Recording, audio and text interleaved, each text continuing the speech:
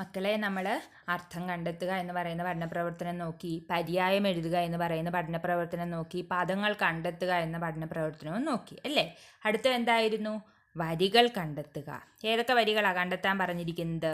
ഒന്നാമത്തെ ചോദ്യം നോക്കിക്കേ മക്കളെ. ഗോകുലത്തിൽ ഐശ്വര്യം നിറഞ്ഞു എന്ന് സൂചിപ്പിക്കുന്ന വരികൾ ഏതൊക്കെയാ? ബുക്കിൽ എഴുതിയിട്ടുണ്ട് എല്ലാവരും അല്ലേ. ഉത്തരം നോക്കിക്കേ. ഇങ്ങനെ ഓരോരോ വേലകളുണ്ടായി മംഗലം പൊങ്ങുന്ന ഗോകുലത്തിൽ. ഇതാണ് ഗോകുലത്തിൽ ഐശ്വര്യം വന്ന് നിറഞ്ഞു എന്ന് സൂചിപ്പിക്കുന്ന വരികൾ. അടുത്ത ചോദ്യം എന്നതാ? ഉണ്ണിക്കണ്ണൻ്റെ പുഞ്ചിരി പാലിനെ വെല്ലുന്നതാണെന്ന് സൂചിപ്പിക്കുന്ന വരികൾ ഏതൊക്കെയാണ്? ആദ്യം തന്നെ തുടക്കം തന്നെ അങ്ങനെയാണ് നമുക്ക് തുടങ്ങുന്നത് അല്ലേ. പാലഞ്ചും പുഞ്ചിരി തൂകി നിന്നങ്ങനെ നാലഞ്ചു നാളങ്ങു ചെന്നവാറേ. അങ്ങനെയാണ് ഉണ്ണിക്കണ്ണൻ്റെ പുഞ്ചിരി പാലിനെ വെല്ലുന്നതാണെന്ന് ചെറുശ്ശേരി നമ്പൂതിരി കൃഷ്ണഗാഥ എന്ന് പറയുന്ന, അല്ലെങ്കിൽ നമുക്ക് പഠിക്കാനുള്ള ഉണ്ണിക്കണ്ണൻ എന്ന് പറയുന്ന ആ ഒരു കവിതയിലൂടെ സൂചിപ്പിക്കുന്നത്. അടുത്ത പ്രവർത്തനം നോക്കിക്കേ. എന്തായിരുന്നു? കണ്ടെത്തി എഴുതുക. നോക്കിക്കേ, കണ്ണൻ എവിടെയൊക്കെയാണ് ഇഴഞ്ഞ് സഞ്ചരിച്ചത്? എവിടെയൊക്കെയാ മക്കളെ ഇഴഞ്ഞ് സഞ്ചരിച്ചത്? കല്ലിലും മുള്ളിലും പൂഴിയിലുമാണ് കണ്ണൻ ഇഴഞ്ഞു നടന്നത് അല്ലേ. നമ്മുടെ പാഠപുസ്തകത്തിൽ പ്രത്യേകം പറയുന്നുണ്ട്, കല്ലിലും മുള്ളിലും പൂഴിയിലുമാണ് കണ്ണൻ ഇഴഞ്ഞു നടന്നത് എന്നുള്ള കാര്യം. അടുത്ത ചോദ്യം ഏതായിരുന്നു? കുഞ്ഞിനെ പുണർന്നത് ആരെല്ലാം? ആരൊക്കെയാ? സുന്ദരികളായ ഗോപസ്ത്രീകളും അമ്മമാരുമാണ് കുഞ്ഞിനെ പുണർന്നത്. ആരൊക്കെയാണ്? സുന്ദരികളായ ഗോപസ്ത്രീകളും അമ്മമാരുമാണ് കുഞ്ഞിനെ പുണർന്നത്. അമ്മമാർ ഉണ്ണിക്കണ്ണനെ തെറ്റെന്നെടുത്തത് എപ്പോൾ? അത് അടുത്ത ചോദ്യം അല്ലേ. എപ്പോഴാ? കണ്ണൻ പിടിവിട്ട് നടന്ന് വീണ് കരഞ്ഞപ്പോഴാണ് അമ്മമാർ തെറ്റെന്നെടുത്തത്. ഇത് കഴിഞ്ഞുള്ള ചോദ്യം ഏതാ? ഉണ്ണിക്കണ്ണൻ പിച്ച വെച്ച് നടക്കുന്നത് കവി എങ്ങനെ വർണ്ണിച്ചിരിക്കുന്നു? കണ്ണൻ പിടിവിട്ട് നടക്കാൻ തുടങ്ങിയപ്പോൾ താഴെ വീണ് കരഞ്ഞു. അപ്പോൾ അമ്മമാർ കണ്ണനെ എടുത്ത് കരയാതെ എന്ന് പറഞ്ഞ് ആശ്വസിപ്പിച്ചു.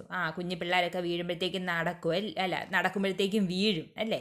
അപ്പോൾ പെട്ടെന്ന് എന്ത് ചെയ്യും? അമ്മമാർ പോട്ടെ മോനെ എന്നും പറഞ്ഞെടുത്ത് ആശ്വസിപ്പിക്കുക. അതുപോലെ നമ്മുടെ കണ്ണനും പിടിവിട്ട് അമ്മമാരുടെയും ഗോപസ്ത്രീകളുടെയൊക്കെ പിടിവിട്ട് നടക്കാൻ തുടങ്ങിയപ്പോൾ താഴെ വീണ് കരഞ്ഞു. അപ്പോഴാണ് അമ്മമാർ കണ്ണനെ എടുത്ത് കരയാതെ എന്ന് പറഞ്ഞ് ആശ്വസിപ്പിച്ചത്. ഇങ്ങനെയാണ് ഉണ്ണിക്കണ്ണൻ പിച്ച വെച്ച് നടക്കുന്നത് കവിതയിൽ, ഉണ്ണിക്കണ്ണൻ എന്ന് പറയുന്ന ആ കവിതയിൽ കവി ചെറുശ്ശേരി നമ്പൂതിരി വർണ്ണിച്ചിരിക്കുന്നത്.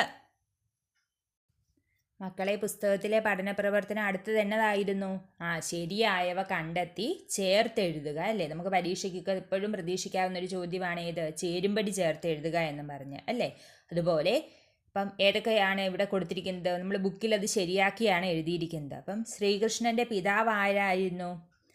വസുദേവൻ ആയിരുന്നു ശ്രീകൃഷ്ണൻ്റെ പിതാവ്. ശ്രീകൃഷ്ണൻ്റെ വളർത്തുമാതാവ് ആരായിരുന്നു മക്കളെ?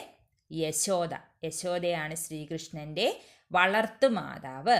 ശ്രീകൃഷ്ണൻ്റെ വളർത്തച്ഛനോ? നന്ദഗോപനായിരുന്നു ശ്രീകൃഷ്ണനെ വളർത്തച്ഛനായിട്ട് ഉണ്ടായിരുന്നത് നന്ദഗോപനായിരുന്നു. ശ്രീകൃഷ്ണൻ്റെ അമ്മ ആരായിരുന്നു?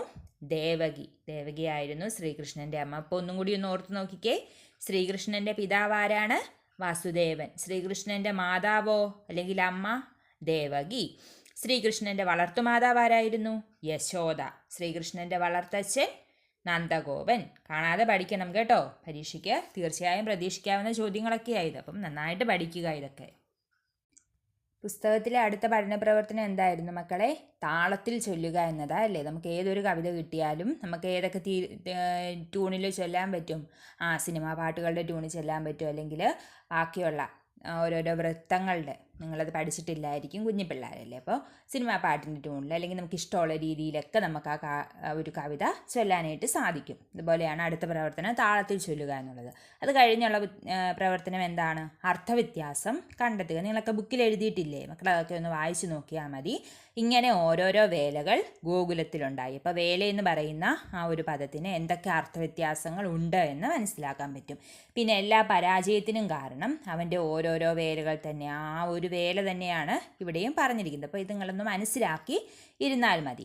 ടീച്ചർ കാണിച്ചിരിക്കുന്ന വീഡിയോയിൽ എന്താ ഇനിയും കാണുന്നേ? ബഹുവചന രൂപം കണ്ടെത്തുക. അപ്പം അമ്മ എന്ന് പറയുന്നതിൻ്റെ ബഹുവചന രൂപം എന്താ മക്കളെ?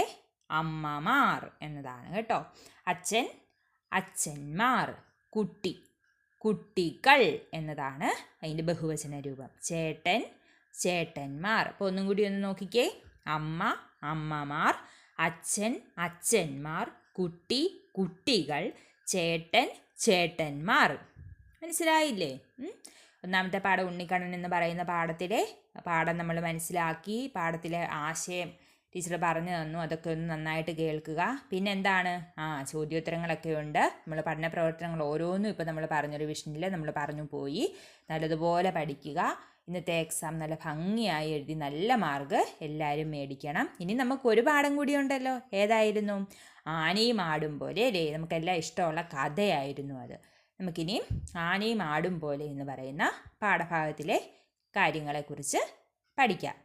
അതൊന്ന് റിവിഷൻ ചെയ്ത് നോക്കാം.